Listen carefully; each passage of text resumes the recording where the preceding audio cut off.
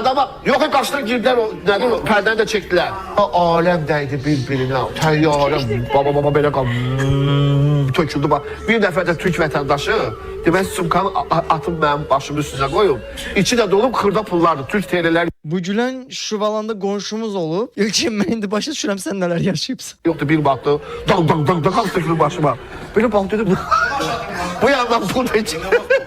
Ama onlar orada yerinde olsaydılar. Gördü, ölürəm da mən. Gələydi tutaydı əlimdən ki, narahat olmayım. Səhv deyirəm.